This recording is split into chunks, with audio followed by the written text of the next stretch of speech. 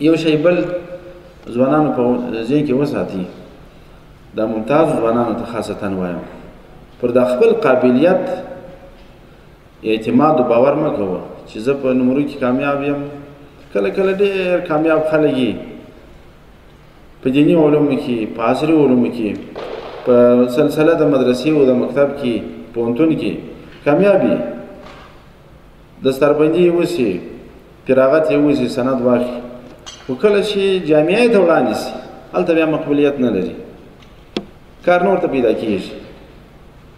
ډېر ملایان یې د خپل ځان دپاره د خدمت دپاره درس نسي پیدا کولی، امامت نسي پیدا کولی، خدمت نسي پیدا کولی.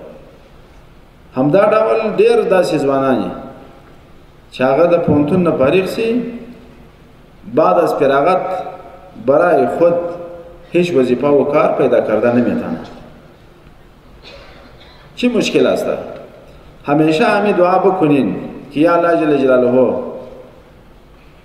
به ما که همین قابلیت دادایی، همراه قابلیت مقبولیت هم بدید.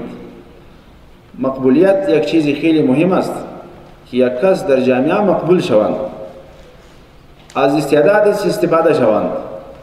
خیلی مردم هستند که در استعداد ضعیف هستند، خود در جامعه مقبول هستند، از اونا کار گرفته میشه. و خیلی مردم هست که استعداد عالی داره، خب در جامعه قابلیت مقبولیت نداره. با همین چیز هم خود را آگاه کنین که سر مقبولیت چی است.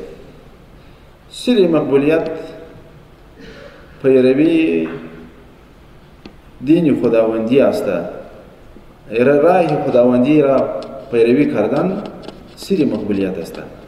با همین خاطر که الله تعالی جل جلاله فرمودند والله ولی المؤمنین، الله پاک فرمودند که ما ولی و دوست مؤمنان هستیم. کسی که مؤمن باشه ما ولی و ناصرش هستیم. و ان الله مع المتقین، خداوند متعال همراه متقین هستند، اونو کمک میکنن. محبوبیت شما و مقبولیت شما که در ذهن مردم میآید، این از طریق خداوند متعال که شما را در جامعه مقبول کنه، محبوب کنه، باز مردم از شما کار میگیرن. و اگر بر مسیر خداوند برابر نبودی شاید با مشکلات مواجه شوید. چیز دویمی همی است،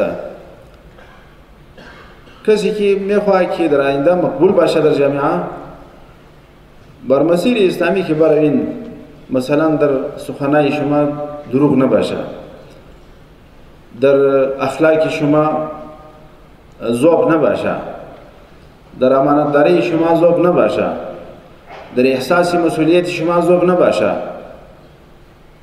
و تقوا داشته باشین، به فحشا و منکر مصروف نباشین، باز میتونی که اعتماد مردم به خود حاصل کنی، باز مردم از استعداد شما استفاده بکنن.